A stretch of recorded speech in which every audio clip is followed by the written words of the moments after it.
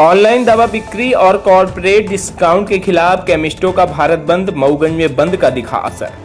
नमस्कार, आप देख रहे हैं हमारी पब्लिक न्यूज मिथिलेश त्रिपाठी के साथ। मऊगंज जिले में भी मेडिकल स्टोर बंद कर दवा कारोबारियों ने जताया विरोध। All India organisation of chemist and druggist के आह्वान पर बुधवार 20 मई 2026 को देश भर में ऑल इंडिया केमिस्ट बंद आयोजित किया गया।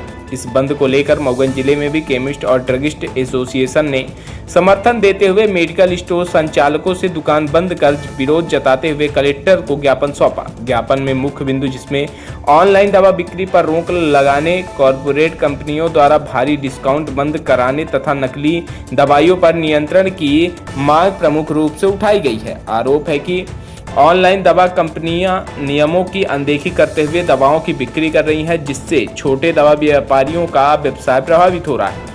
वहीं भारी छूट देकर कॉर्पोरेट कंपनियां बाजार पर कब्जा करने का प्रयास कर रही हैं। संगठन ने यह भी कहा कि अनियंत्रित ऑनलाइन दवा बिक्री से मरीजों की सुरक्षा का खतरा बढ़ रहा है और नकली दवाओं के कारोबार को भी बढ़ावा मिल सकता है। बंद के समर्थन में दवा व्यापारियों ने सरकार के पुराने GSR नियमों को वापस लेने और दवा व्यापारियों के हितों की रक्षा करने की मांग की है। मऊगंज जिला केमिस्ट एंड ड्रगिस्ट एसोसिएशन के पदाधिकारियों ने कहा कि यदि सरकार उनकी मांगों पर ध्यान नहीं देती तो आने वाला समय आंदोलन और तेज किया जा सकता है।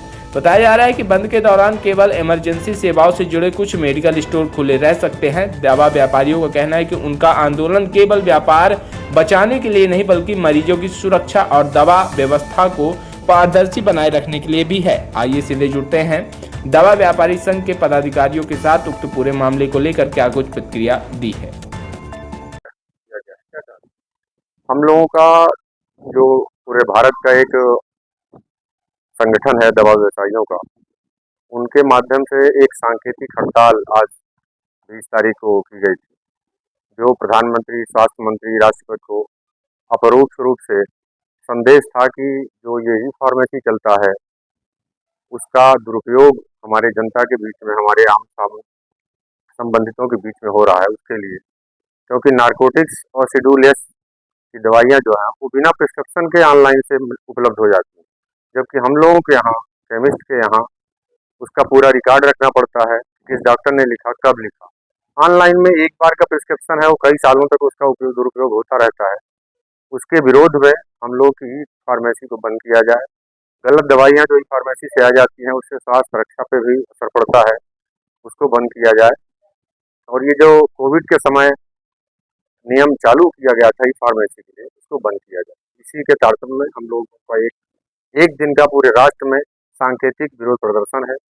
उसी के तारतम्य में हम लोग सभी मऊगंज दवा व्यापारी के राजेश भाई के नेतृत्व में माननीय कलेक्टर महोदय को एक ज्ञापन सौंपने के लिए हम मऊगंज के सदस्य दवा व्यापारी लोग एक साथ आए हुए।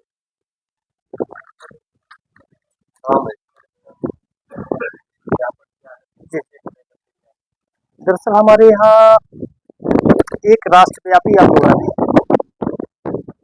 पूरे भारत में ड्रगिस्ट एंड केमिस्ट जो हमारा ऑर्गेनाइजेशन है, उसके तत्वाधान में 20 मई 2026 को 2 महीने पहले से निर्णय लिया गया था कि बंद होगा। उसका प्रमुख कारण है ऑनलाइन दवाइयाँ,